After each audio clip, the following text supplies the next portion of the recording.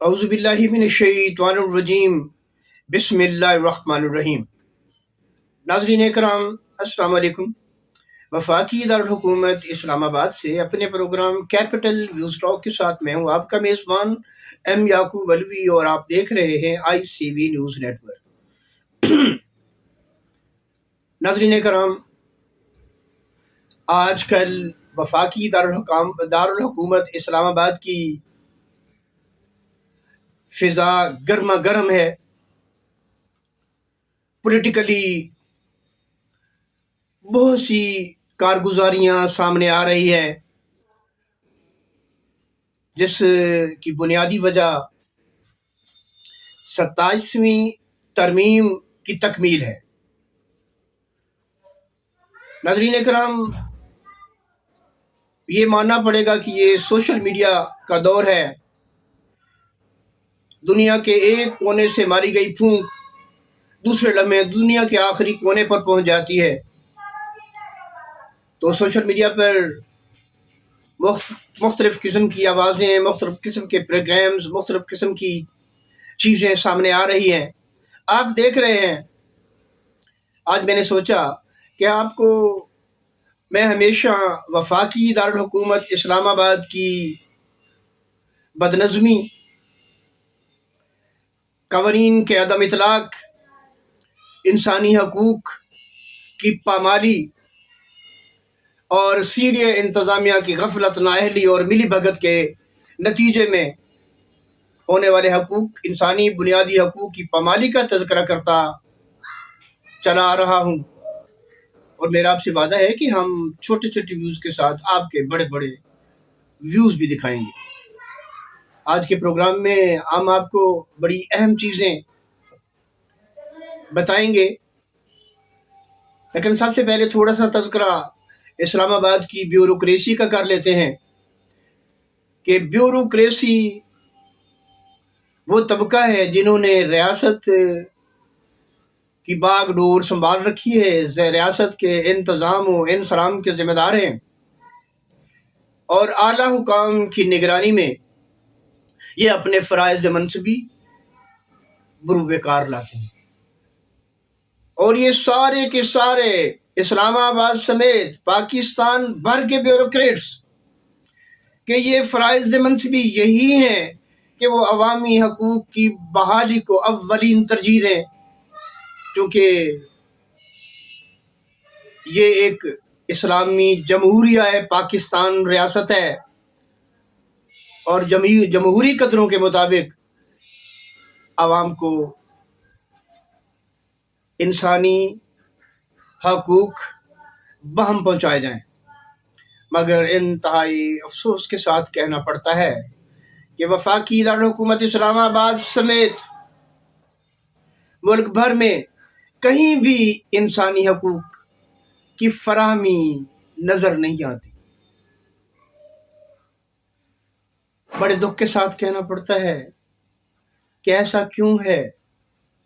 ناظرین کرام، آزادی کے 78 سال گزارنے کے بعد آج بھی پاکستانی عوام قسم پرسی کی زندگی گزارنے پر مجبور ہے،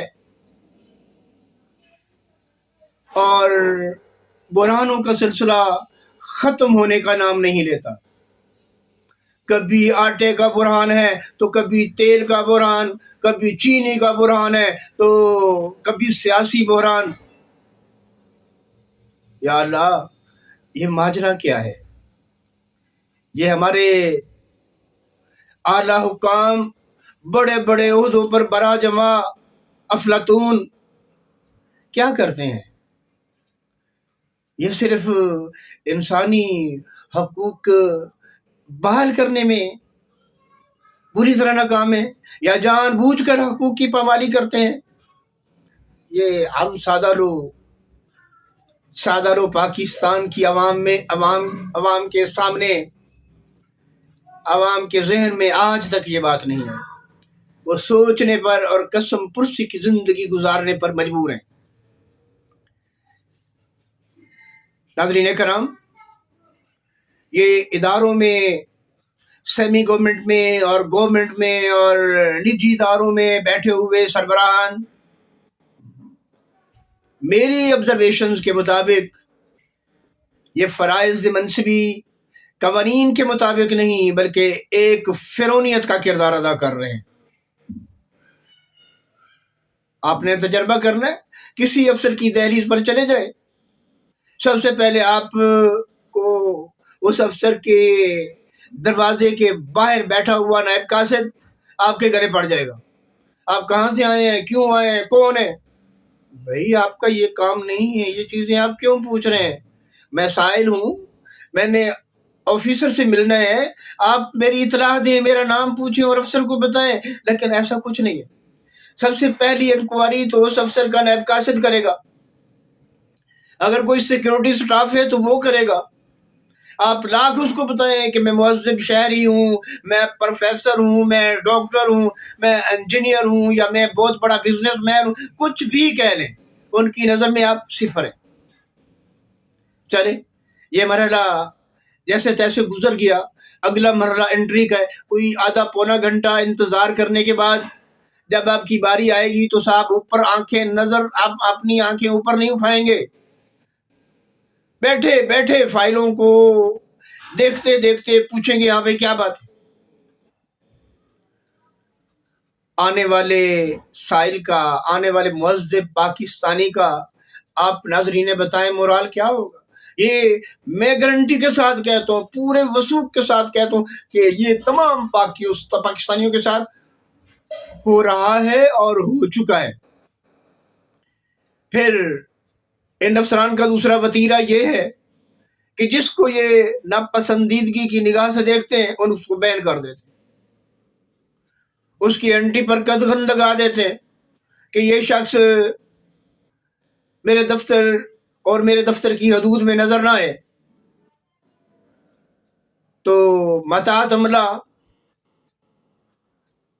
قواعد و ضوابط کو، اخلاقیات کو، قوانین کو پاؤں تھلے روندتے ہوئے اپنے افسر کا حکم بجا لاتا ہے، کوئی پوچھنے والا نہیں۔ ناظرین کرام، میں پوچھتا ہوں ان تمام بڑے بڑے افسران سے جو بہت عالی شان دفاتر میں براجمع ہیں، یہ ریاست میں اتنی بڑی بڑی مراد لے کر اپنے دفاتر میں کس لیے بیٹھے؟ او بھائی یہ پاکستانی عوام کے لیے بیٹھے ہیں، پاکستانی عوام کی سہولیات کو بحال کرنے کے لیے بیٹھے ہیں، لیکن ان کا وتیرہ ہی مختلف ہے۔ انہوں نے لوٹ مار کا بازار گرم کر رکھا ہے، اور اس لوٹ مار کے لیے کئی ان کے ٹاؤٹس مقرر ہیں جو کسی نہ کسی طریقے سے گھیر گھار کر اس کو ہدف کی طرف لاتے ہیں اور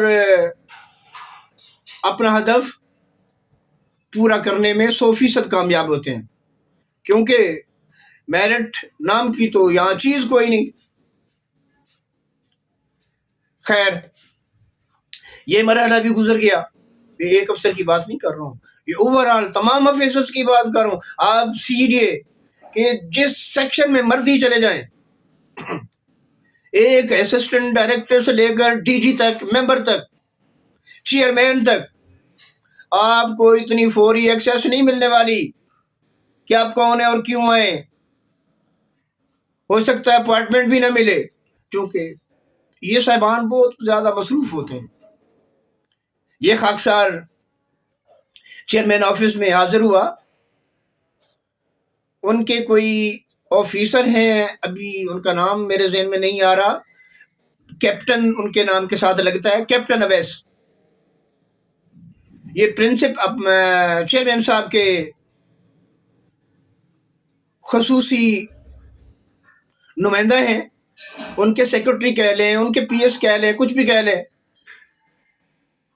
تو گیلری کے اندر ہی میں نے کہا جی میں آپ سے ملنے کا خواہش مند ہوں، تو گیلری کے اندر ہی دروازے کے باہر کھڑے ہوئے انتہائی بد اخلاقی اور بدتمیزی کے ساتھ بولی جی آپ کون ہیں؟ میں ایک دم خوف زدہ ہو گیا کہ یہ افسر ہیں، یہ کیپٹن ہیں، اور ان کا اخلاقی گراف کتنا گرافٹ کا شکار ہے۔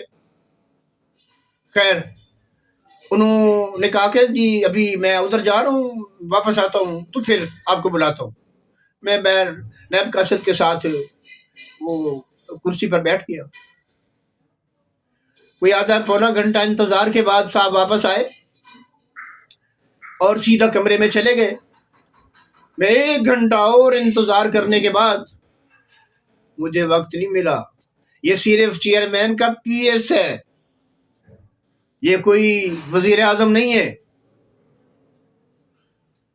مگر بھائی وہ اگر اپنے آپ کو وزیر اعظم سمجھیں اور ان کے پاس اختیارات بھی ہوں, ان کے نیب قاصد ان کی بجاوری کے لیے, ان کا دروازہ کھولنے کے لیے, گاڑی کا دروازہ کھولنے کے لیے, جوتوں کے اوپر کپڑا مارنے کے لیے, گاڑی کے اوپر کپڑا مارنے کے لیے, وہ صاحب تو اپنے ہاتھوں سے پانی بھی اٹھا کر نہیں پیتے. تو ایسے فرعون, ایسے بدعنوان, آپ بتائیں ناظرین, یہ عوام کا کام کیسے کریں گے؟ عوام عادی ہو چکی ہے, دفتروں کے چکر لگاتے لگاتے لگاتے ان کے جوتے گھس جاتے ہیں, لیکن ان کے کام پھر بھی ادھورے رہ جاتے ہیں. ناظرین کرام, یہ بڑی طویل تفصیل ہے, اس کو میں اگر ڈسکس کرتا رہوں تو پروگرام بہت طوالت اختیار کر جائے گا. آج جو ایک اہم ایشو ہے اور بڑا ایشو ہے اور میگا ایشو ہے, اس کی طرف آپ کی توجہ بھی مبذول کرواتا ہوں اور تھوڑی سی بات چیت بھی کر لیتے ہیں. وہ ہے 27ویں آئینی ترمیم. اس نے بہت پولیٹیکل سیکٹر میں, پولیٹیکل طبقوں میں گرما گرمی کا ماحول پیدا کر رکھا ہے. کچھ لوگ اس کی حمایت کا اعلان کر رہے ہیں اور کچھ اس کی مخالفت میں ملک گیر احتجاجی مہم چلانے کا اعلان کر چکے. ناظرین کرام, ایک کراچی کے ایک سیاستدان کی ایک سٹیٹمنٹ سامنے آئی. وہ کہتے ہیں کہ آئین کا تقدس اپنی جگہ, لیکن یہ آئین کوئی آسمانی صحیفہ نہیں ہے. ملک و ملت کی تعمیر و ترقی کے لیے اگر ترمیم کرنی پڑے تو ضرور کرنی چاہیے. میں تائید کرتا ہوں, موصوف نے بہت اچھی بات کی ہے. ایسا ہونا چاہیے. ملک کی تعمیر و ترقی کے لیے ترامیم کا سلسلہ جاری رہنا چاہیے. لیکن میں تو صرف اتنا کہتا ہوں, ترمیم کرنے والوں سے اور ترمیم کروانے والوں سے آپ کچھ بھی کرو, لیکن پاکستانی عوام کے انسانی بنیادی حقوق بحال کر دو. شہریوں کی تعلیم و تربیت, شہریوں کے بچوں کی تعلیم و تربیت, دکھی انسانیت کی خدمت کے لیے ہسپتالوں میں ادویات کی فراہمی. یہ دوسرا طبقہ ڈاکٹروں کا بھی فرعون طبقہ ہے. کوئی ایک آپ کو ایسا ڈاکٹر ملے گا جو خوف خدا سے لبریز ہوگا, نہیں تو یہ ڈاکٹر انسانی اعضاء کی خرید و فروخت میں ملوث ہیں. بے شمار اس کے انکشافات سامنے آ چکے ہیں, اور بڑے بڑے ہسپتالوں میں, نجی ہسپتالوں میں 2-4 دن شور و غوغا کے بعد سب کچھ ختم ہو جاتا ہے. وہ ماحول ویسے کا ویسے چلتا ہے. انسانوں کے گردے نکالنا بغیر اس کی مرضی کے, اس سے گنونا کام کوئی اور ہو سکتا ہے؟ میری تو بکار سرکار سے, اعلیٰ حکام سے, اعلیٰ سے اعلیٰ حکام سے صرف ہاتھ جوڑ کر اتنی التجا ہے کہ یہ عالی شان دفاتر میں بیٹھ کر بڑی بڑی مراحت حاصل کرنے والے افسران, حکام اعلیٰ, حکام میں بالا, بالا سے بھی بالا, صرف ہمارے حقوق بحال کر دیں, ہماری ہر جگہ تزلیل نہ ہو. ہم کسی دفتر میں جائیں, کسی سکول میں جائیں, کسی کالج میں جائیں, کسی انکوائری کے لیے, تو وہ کم از کم ہمیں ایک مہذب شہری سمجھ کر, ایک سینئر سٹیزن سمجھتے ہوئے ہمارا احترام کریں. اور ہمارے اپنے بنائے ہوئے قوانین جو موجود ہیں, بس اسی کی امپلیمنٹیشن چاہتی, اور کچھ نہیں چاہتی. اب میرا خیال ہے یہ ریاستی حکمرانوں کی یہ ذمہ داری بنتی ہے کہ وہ اگر اپنی عوام کو 100% حقوق کی بحالی نہیں کر سکتے تو 50% تو ہونے چاہیے، وہ بھی نہیں۔ وفاقی دارالحکومت اسلام آباد جیسے شہر میں ڈپٹی کمشنر جناب عرفان نواز میمن کی سرپرستی میں اس کا عملہ، سب آرڈینیٹ عملہ، اس کے مجسٹریٹ، اس کے اسسٹنٹ کمشنر مضافات سمیت شہر بھر میں جاری کی گئی روزانہ کی بنیاد پر اشیاء خوردونوش، تازہ پھل اور سبزیوں کے نرخ ناموں پر اطلاق کروانے سے قاصر ہیں۔ پھر میں یہ نہ کہوں کہ اسلام آباد میں جنگل کا قانون رائج ہے، تو سوری بات کر رہے تھے 27ویں ترمیم کی۔ 27ویں ترمیم میں حکومت کو پاکستان پیپلز پارٹی کی مکمل حمایت حاصل ہے اور اعداد و شمار کے مطابق نمبر گیم کمپلیٹ ہے اور ترمیم ہو چکی ہے، بس کاغذی کارروائی باقی ہے، وہ ہو جائے گی۔ یہ پتہ چلا ہے کہ مفادات ایک بہت بڑا فیکٹ ہے جس کو مد نظر رکھتے ہوئے تمام سیاسی پارٹیاں ہلتی جلتی ہیں۔ پاکستان پیپلز پارٹی کی حمایت کے پیچھے سندھ کے بعد کشمیر میں حکومت اور آنے والے انتخابات میں بلاول بھٹو زرداری کے لیے وزارت عظمیٰ کا عہدہ مانگا گیا ہے۔ اور ناظرین کرام، غالباً کوئی 25 سال سے سندھ میں پاکستان پیپلز پارٹی کی حکومت چل رہی ہے۔ اس 27ویں ترمیم میں مولانا فضل الرحمان صاحب کی کنٹریبیوشن کوئی سامنے نہیں آ رہی۔ اب ان کے کیا مطالبات ہیں، وہ کیا چاہتے ہیں، ان کے ووٹ نمبرز کی حکومت کو ضرورت پڑتی ہے یا نہیں پڑتی ہے، یہ ایک علیحدہ کہانی ہے۔ تو ناظرین کرام، پروگرام کی طوالت کو مد نظر رکھتے ہوئے میں انہی الفاظ پر پروگرام کا اختتام کرتا ہوں اور بکار سرکار اور اعلیٰ حکمران سے ملتمس ہوں کہ خدا کے لیے پاکستانیوں کے حقوق بحال کیے جائیں۔ ناظرین کرام، اس آواز کو زیادہ سے زیادہ حکام تک اور عوام تک پہنچانے کے لیے آپ پر واجب ہے کہ اس چینل کو سبسکرائب کرنے کے ساتھ ساتھ اس کی بیل آئیکن پر کلک، اپنے کمنٹس باکس میں، اور اس کی شیئرنگ آپ پر واجب ہے۔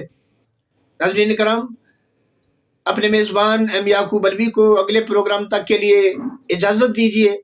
جب تک کے لیے اللہ حافظ۔